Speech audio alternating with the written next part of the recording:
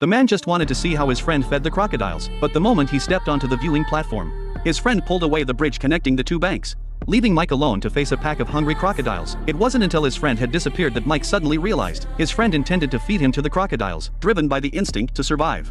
He quickly picked up the scattered scraps of meat on the ground and tossed them toward the crocodiles nearby, hoping to give them a quick snack. However, far from satisfying their hunger, this only whetted their appetite, and they began swimming toward him in droves. Terrified, Mike immediately scanned his surroundings. Suddenly, he spotted a small, dilapidated boat by the edge of the grass. Without a moment's hesitation, he decisively activated the magnetic watch on his wrist, aiming it at the small boat 10 meters away, hoping to pull it toward him. As the boat began to move slowly toward him, he saw a glimmer of hope for survival. But before he could celebrate, he realized the stern of the boat was already securely tied down. At the same time, the crocodiles had completely surrounded him. To save his life, he quickly tossed out his last piece of meat, hoping to buy himself time to escape. But the meat wasn't even enough to satisfy the crocodiles' appetites. Not only that, but the surrounding crocodiles were drawn to it as well. Just as Mike thought he was going to die there that day, he suddenly noticed the crocodiles had lined up in a straight line. Realizing this was his only chance of survival, after a series of daring leaps, he finally escaped the crocodile pool unscathed. But he didn't rush to leave just yet.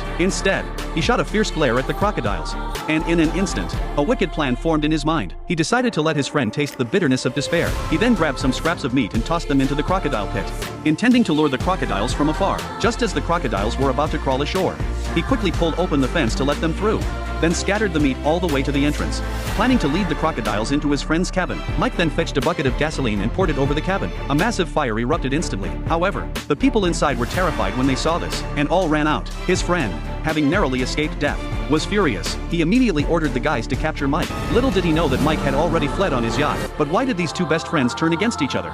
It turns out Jack was a notorious drug lord, while Mike was an undercover cop sent by the police. What Jack found even more intolerable was that Mike had also stolen his female assistant. This assistant possessed a special ability. She could predict the future using tarot cards. Relying on this unique skill, she had helped Jack escape danger on multiple occasions. Skeptical but intrigued, Mike came seeking her out, hoping she would read his fortune. To his surprise, he drew a lover's card. The assistant was stunned on the spot. After all, this card is extremely rare to draw. Only the person destined for it can pull it. Unbelieving, the assistant sought out Mike again, to verify if the earlier reading was just a coincidence. Unexpectedly, she drew the lover's card once more. Seeing this, the assistant was completely convinced, declaring Mike to be her Prince Charming. Little did she know that all of Mike's cards were lover's cards, and just like that, Mike not only won over the female assistant, but also managed to extract evidence of Jack's crimes, and the identity of his drug grower. But before Mike could gather the evidence, Jack spotted the two of them on surveillance. He immediately dispatched his men to bring them back. Seeing that Mike was in excellent physical shape, Jack didn't want to waste such a fine specimen,